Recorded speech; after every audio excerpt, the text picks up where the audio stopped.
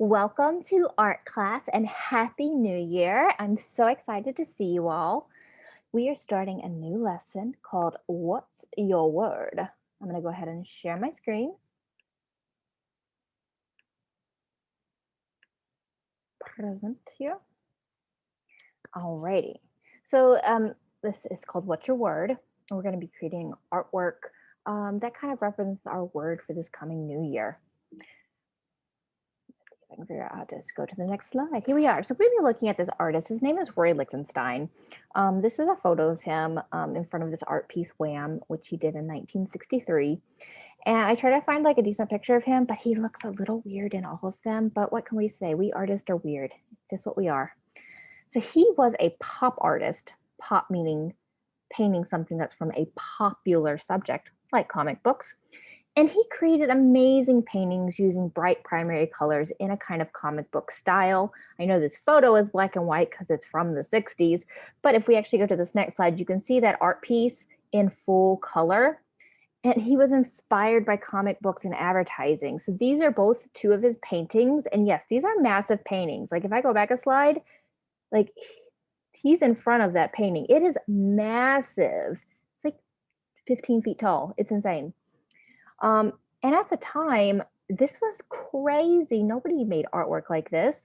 In fact, his style of painting was considered disruptive because it was so different from what other artists were painting at the time.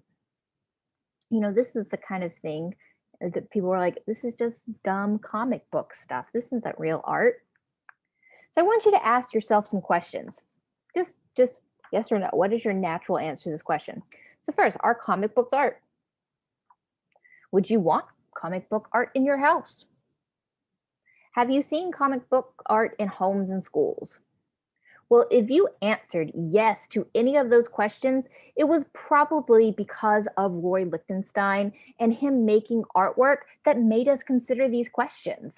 Before his work, people really did think, oh, it's just dumb comic book art. It's just for kids. But he really made us consider it as a real art form, and it's something we still use today. So we are going to make a pop art poster inspired by Lichtenstein's comic book style. So I wanted to show you a couple of examples. Screech, wow, yes, 2021. Is anybody else feeling that?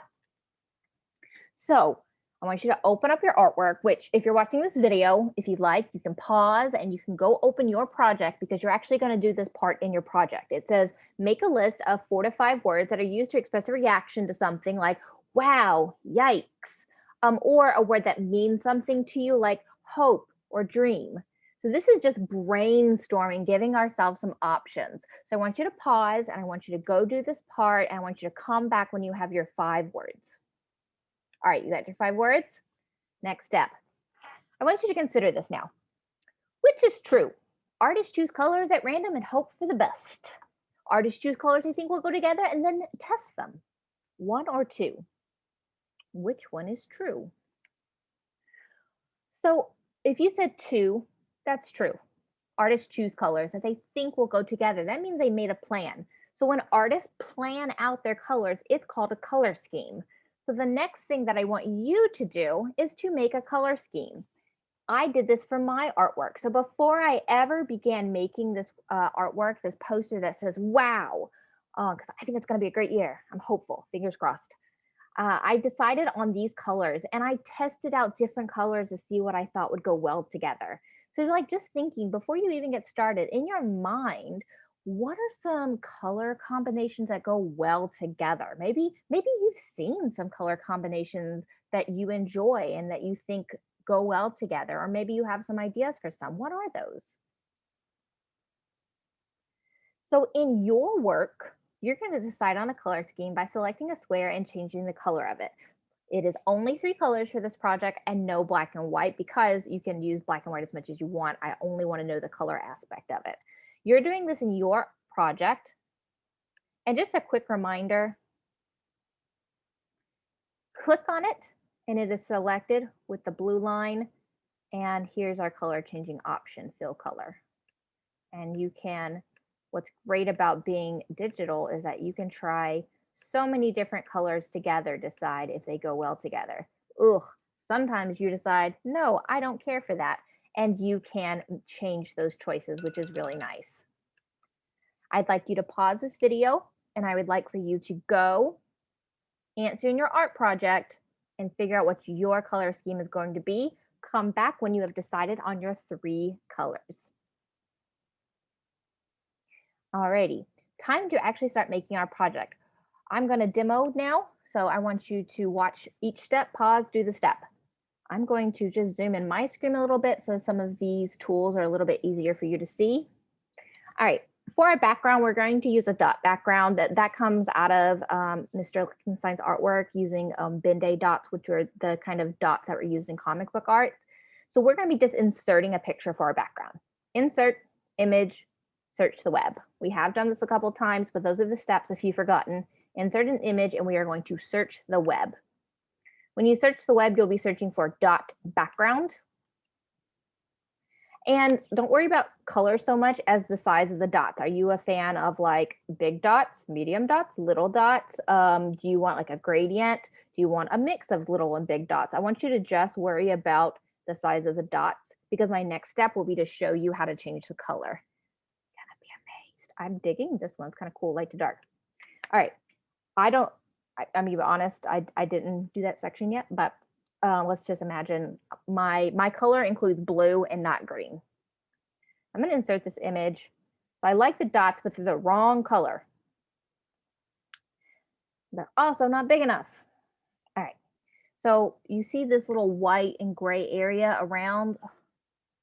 I want to make this fit my background.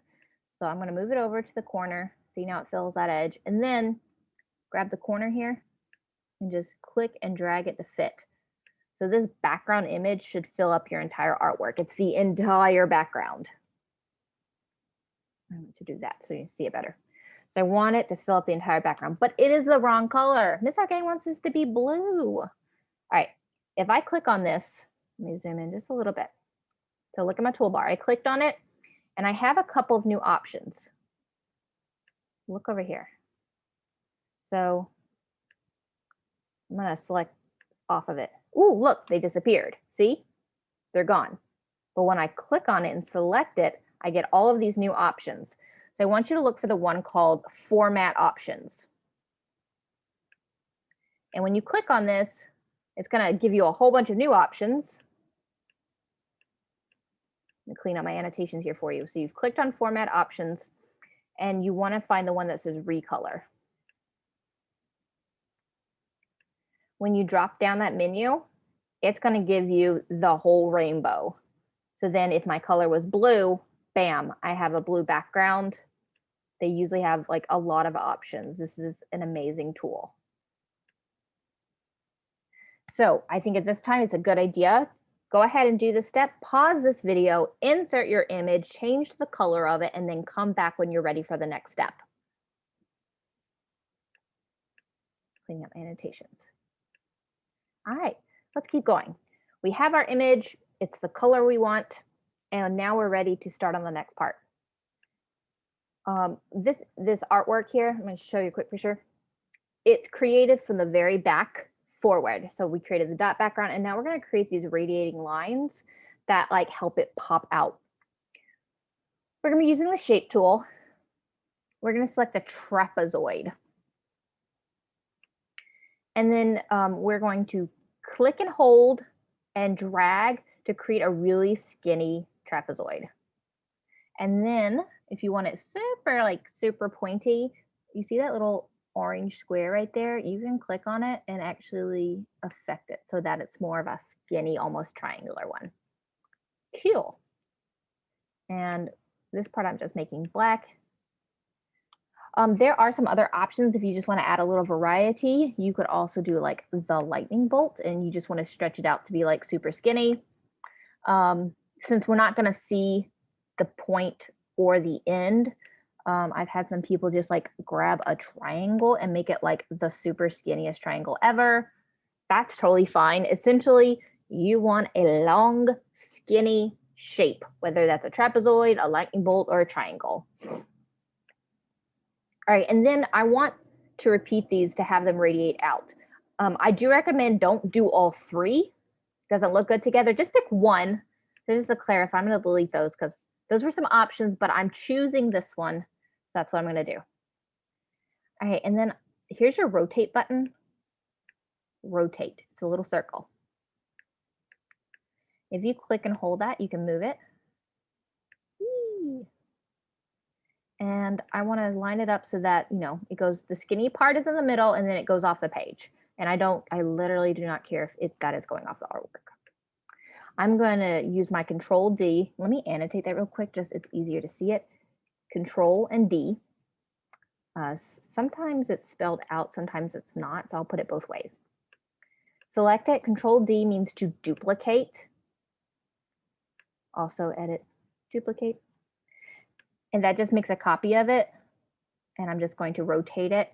And notice again, skinny part in the middle, big part outside the artwork. Duplicate. This might remind you of when we did some symmetry, except that this time it does not have to be perfect. This is really your judgment. How close do you want them to be together? Do you like a lot of teeny tiny skinny ones, or do you like just, you know, maybe only like 6 big ones? This is where you can kind of make your own choices. This is not, ooh. If that happens, because it's going to happen to you. Uh-oh, I moved my background. I can press undo, or I can click it and drag it back. I'm just going to press undo. Here we go. Trust me, it happens to me all the time. Undo is your friend. And I'm repeating that. Sometimes, I don't know if you can see me in this tiny camera, sometimes I squint my eyes. And what I'm looking at is, do I like the spacing of like the amount of black to the amount of color in the background? That's a choice that I'm thinking about. I think one more will do us.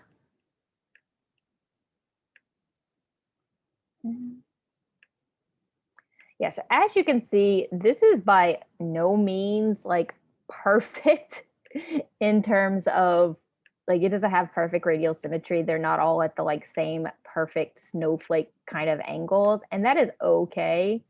Like, I'm not that stressed about it. And that is actually where we are going to stop for today. So pause your video, do your step, but just a quick reminder in terms of a grade, what I'm looking for, even though it's a little hard to see right now, is did you annotate? Okay, here we go. Did you do your pre-work? Did you brainstorm your 5 words? That's part of your grade. Okay. Did you plan a color scheme? And did you do this part of the background? Those are the 3 things I'm looking for in terms of your grade this week. And we will continue this project next week. Thank you, beautiful people. I'm so excited to see your progress. I will stop sharing and say thank you for watching.